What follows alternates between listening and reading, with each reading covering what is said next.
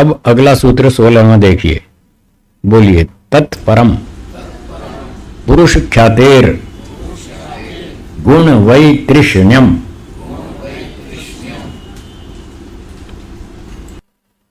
तत्परम वह ऊंचा वैराग्य है। ये इससे भी ऊंचा है। 16वें सूत्र में जो अब हम पढ़ेंगे, ये वैराग्य 15वें वाले सूत्र वाले वैराग्य से भी ऊंचा है। 15वें सूत्र में जो वैराग्य था, वशीकार संज्ञा वैराग्यम, इसमें व्यक्ति की सांसारिक सुख भोगने की इच्छा खत्म हो गई। कोई पांचों इंद्रियों में से कोई भी इंद्रियों का सुख नहीं चाहिए, चाहे भोग लिया चाहे नहीं भोगा, कुछ नहीं चाहिए। तो भौतिक विषयों का सुख भोगने की इच्छा तो यहां कंट्रोल हो गई और व्यक्ति को वैराग्य हो गया। फिर उसने समाधि लगाई, समाधि में उसको सत्व गुण से सुख मिलने लगा। किससे? हाँ, ये संप्रज्ञात समाधि जो इस वैराग्य से उत्पन्न होती है, वो संप्रज्ञात समाधि, छोटी समाधि। संप्रज्ञात छोटी है, असंप्रज्ञात ऊंची समाधि है, वो बड़ी समाधि। तो संप्रज्ञात समाधि में जब इंद्रियों पर मन पर कंट्रोल हो गया, तब समाधि में अंदर से सत्वगुण का सुख मिलने लगा, उसमें रुचि हो गई। यह सुख बहुत अच्छा सुख है, बाह्य भोगों के सुख से तो बहुत अच्छा है। जो व्यक्ति इंद्रियों से बाहर के विषयों का सुख भोगता है, वो मन इंद्रियों का गुलाम हो जाएगा। जो ये समाधि वाले आध्यात्मिक सुख को भोगेगा, वो मन इंद्रियों का राजा बन जाएगा। ये दोनों में फर्क है। पहले वाला सुख संसार में राग में फंसाएगा, बंधन में डालेगा। दूसरे वाला वैराग्य और मोक्ष की ओर ले जाएगा। इसलिए भोगना हो तो आध्यात्मिक सुख भोगो, भौतिक इंद्रियों का मत भोगो, वो हानिकारक, तो बंधन में डालेगा। तो जब संप्रज्ञात समाधि में सत्वगुण का सुख मिलने लगा, तो उसमें थोड़ी रुचि हो गई कि बड़ा अच्छा सुख है, बहुत बढ़िया सुख है। फिर कहने लगे कि यदि मैं, वो साधक व्यक्ति ये सोचने लगा, यदि मैं समाधि वाला ये संप्रज्ञात समाधि का सत्वगुण का सुख भी भोगता रहूं, तो भी मेरा अंतिम प्रयोजन तो फिर भी पूरा नहीं होगा, फिर भी मैं फंस जाऊंगा यहां संसार में। कैसे फंस जाऊंगा? यदि मुझे संप्रज्ञात समाधि का सुख लेना है, तो यह सत्वगुण का सुख है, प्राकृतिक सुख है, और इस प्राकृतिक सुख को भोगने के लिए शरीर चाहिए। शरीर, मन, बुद्धि, इंद्रियां सब कुछ चाहिए, इसी से ही तो भोग सकते हैं। फिर उसने सोचा, यदि शरीर धारण कर लिया और फिर अगला जन्म भी हुआ और फिर अगले जन्म में भी यही समाधि लगाते रहे, तो दुख से पूरी तरह छुटकारा तो नहीं हो पाया। अगर जन्म ले लिया, फिर भी स्कूल तो फिर भी जाना पड़ेगा, पढ़ाई तो फिर करनी पड़ेगी, भूख प्यास, गर्मी ठंडी, सर्दी जुकाम, फिर तकलीफ आएगी, टीबी, कैंसर, और आजकल कोरोना। आजकल कोरोना का चक्कर है ना, तो ये तो पीछा नहीं छूटेगा इससे, मुझे तो इससे भी छुड़ाना है, तो ये सुख भी नहीं चाहिए। अब जो सत्वगुण का सुख था, उसमें भी इच्छा नहीं रही। गुण वैतृष्ण्यम, ये सूत्र का शब्द है अंतिम।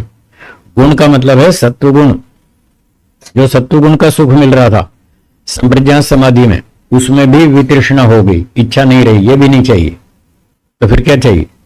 ईश्वर का सुख चाहिए। वो कहां मिलता है? वो मोक्ष में मिलता है।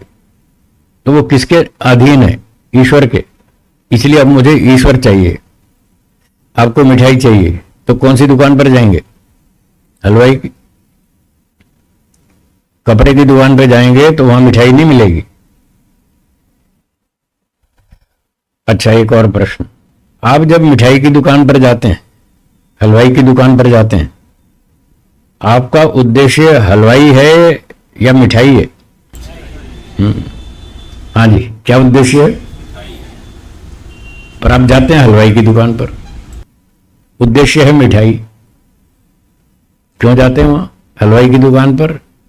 क्योंकि वही मिलती है, दूसरी जगह मिलती नहीं। हलवाई आपका प्रयोजन नहीं है, वो तो मजबूरी है। आपका हलवाई से कोई लेना देना नहीं, आपको तो मिठाई से मतलब है। अब ये मजबूरी है कि मिठाई मिलती है हलवाई के पास, इसलिए मजबूरी है हलवाई के पास जाने की। तो आपको मोक्ष के सुख से मतलब है, और वो सुख किसकी दुकान पर मिलता है? इसलिए ईश्वर की दुकान पे जाना आपकी मजबूरी है, ईश्वर से आपको कोई मतलब नहीं है। क्या समझे? ईश्वर से कोई मतलब नहीं है, आपको सुख से मतलब है। अगर ईश्वर सुख नहीं दे और डंडे मारे तो आप कहेंगे नमस्ते जी, बैठो अपने घर, हम तो जा रहे हैं, हमें तुम्हारी कोई जरूरत नहीं है। आप ईश्वर को भी छोड़ देंगे, ईश्वर को भी छोड़ देंगे यदि वो सुख नहीं देता हो तो। ठीक है ना? तो जब उसको देखा कि मैं यदि शरीर के चक्कर में रहा तो मेरा तो ये चक्कर चलता रहेगा, मेरा तो दुख छूटेगा नहीं, इसलिए ये भी नहीं चाहिए, मुझे तो मोक्ष चाहिए। मोक्ष देगा ईश्वर, इसलिए अब ईश्वर की शरण में चलो। तो सूत्र में लिखा है तत्परम, वह ऊंचा वैराग्य है। क्या होता है उसमें? पुरुष ख्यातेह, पुरुष मतलब ईश्वर, ख्याति का अर्थ है ज्ञान। तो तब वो शास्त्रों को पढ़ता है, वेदों को पढ़ता है, उपनिषद को पढ़ता है, दर्शनों को पढ़ता है। तो शास्त्रों को पढ़ने से उसको पता चलता है कि दुनिया में सबसे उत्तम ईश्वर है। क्यों ईश्वर अच्छा है? क्योंकि उसके पास एक बढ़िया सुख मिलता है, 100% बढ़िया सुख मिलता है, हाई क्वालिटी का। ऐसा बढ़िया सुख मिलता है जिससे हमारी सब इच्छाएं शांत हो जाती हैं, पूरी तृप्ति हो जाती है। इंद्रियों के सुख कितने भी भोग लो, कभी भी आपको पूरी तृप्ति नहीं होगी, इच्छा और बढ़ती जाएगी। जितना जितना सुख भोगते जाएंगे इच्छा और बढ़ती जाएगी, कम नहीं होगी, तृप्ति का अनुभव नहीं होगा। और हुआ भी तो 5-7 मिनट के लिए, उसके बाद फिर इच्छा बढ़ जाएगी, फिर थोड़ी 2-4 घंटे बाद फिर इच्छा हो जाएगी।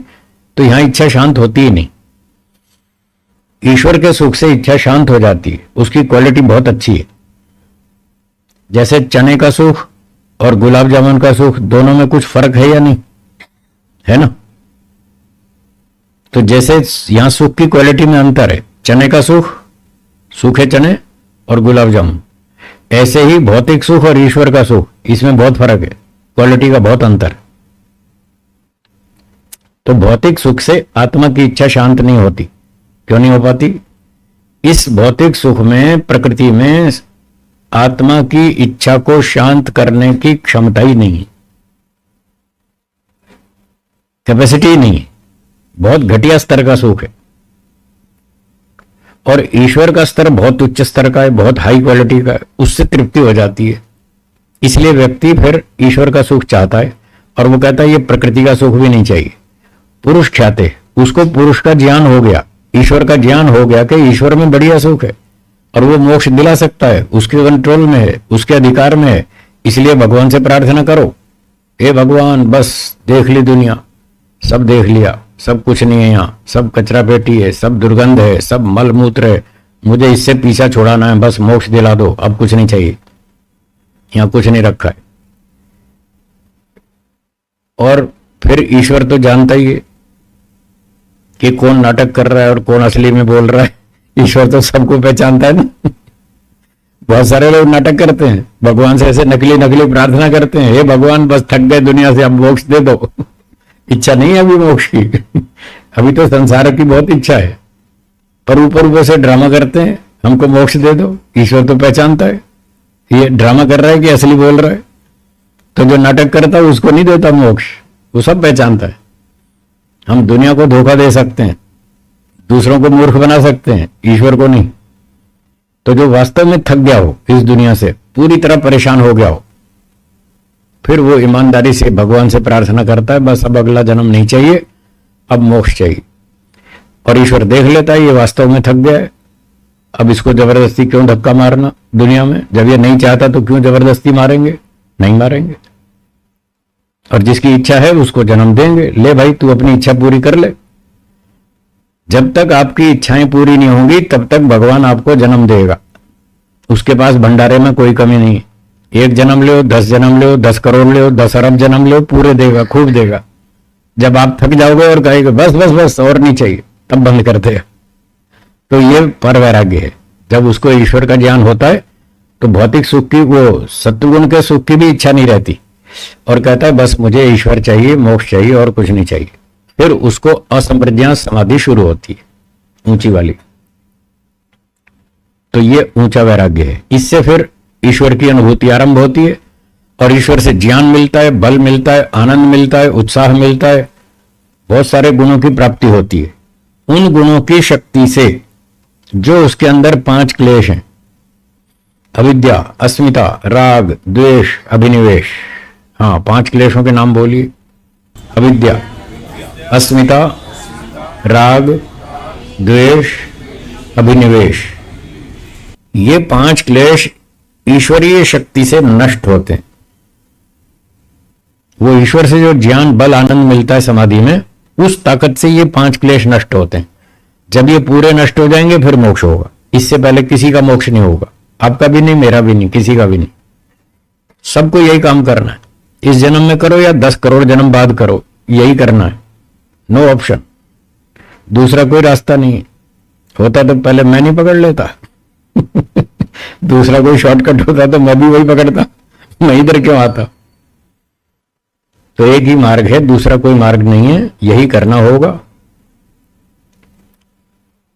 तो पहले पहले मैं भी यही सोचता था, इस जन्म में तो खा लो पी लो दुनिया देख लो, ये योगाभ्यास तो अगले जन्म में करेंगे। पहले मैं भी ऐसे सोचता था। फिर मैंने विचार किया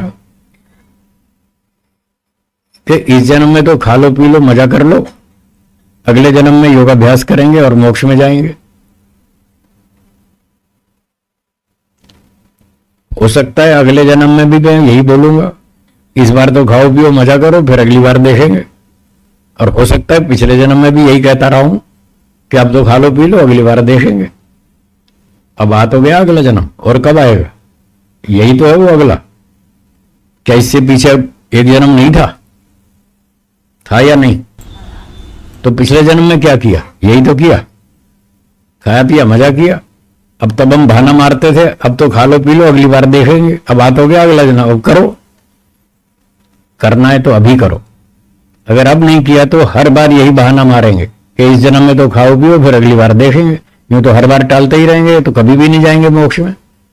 बस मैंने ये सोचा और वहीं से यू टर्न मार लिया, वापस यू टर्न मार लिया कि इस बार संसार में नहीं फंसना है, इस बार यही काम करना है। देखी जाएगी जो भी होगा। धंधे में, व्यापार में कोई गारंटी है पैसे कमाएंगे? उसमें भी तो रिस्क है ना, खतरा तो होता ही है। क्या पता फायदा हो, क्या पता नुकसान हो, वो तो दोनों जगह दोनों बातें होती हैं। जब व्यापारी लोग रिस्क लेते हैं कि देखते हैं जो भी होगा देखी जाएगी, तो हमने सोचा हम भी रिस्क लेते हैं, जो होगा देखी जाएगी। पीछे मान लो 10,000 10 लाख कितने जन्म हुए पता नहीं, मान लो 10 लाख जन्म हो गए। थोड़ी देर के लिए कल्पना करते हैं, 10 लाख जन्मों में क्या किया? स्कूल गए, पढ़ाई की, डिग्री ली, पैसे कमाए, खाए पिया, बूढ़े होके मर गए। जो उद्देश्य था वो पूरा हुआ? नहीं हुआ ना। तो संसार के रास्ते पर 10 लाख बार चले और हर बार फेल हुए, हर बार रिजल्ट वही का वही। फिर भी इच्छाएं बनी हुई हैं, फिर भी खाने पीने में लगे हैं, फिर भी संसार के सुख भोगने में लगे, मतलब फेल हुआ। उस मार्ग पर चले तो फेल हुए। तो इस बार मैंने सोचा कि अगर इस बार इस रास्ते पे चलते हैं, ब्रह्मचारी बनेंगे, तपस्वी बनेंगे, योगी बनेंगे, परोपकार करेंगे, मोक्ष में जाएंगे।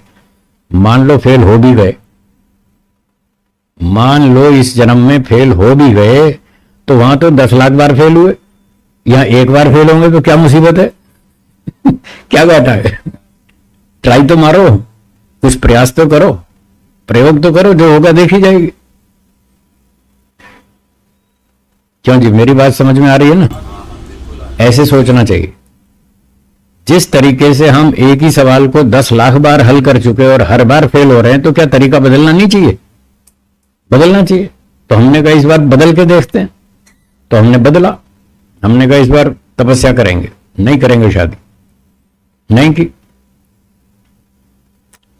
कभी कभी लोग मुझसे पूछते हैं, गुरुजी आपने शादी नहीं की, घर नहीं बसाया, बंगला नहीं बनाया, पैसा जमा नहीं किया, आपको अफसोस तो नहीं होता? कई बार पूछते हैं लोग आपको अफसोस तो नहीं होता कि आपने गलती करी?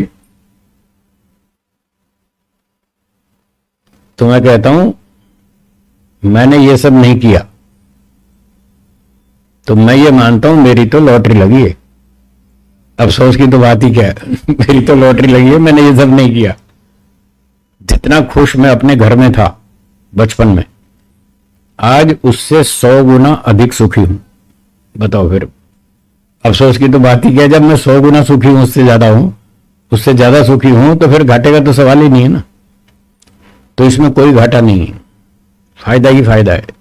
आप 10 साल करें, 5 साल करें इस जन्म में तो भी फायदा है, जितना भी करेंगे उतना ही फायदा है, क्योंकि आप ठीक दिशा में चलेंगे, मोक्ष की तरफ चलेंगे। इस रास्ते पर चलेंगे तो मोक्ष की तरफ चलेंगे, चाहे 5 मील ही चलें तो भी फायदा है।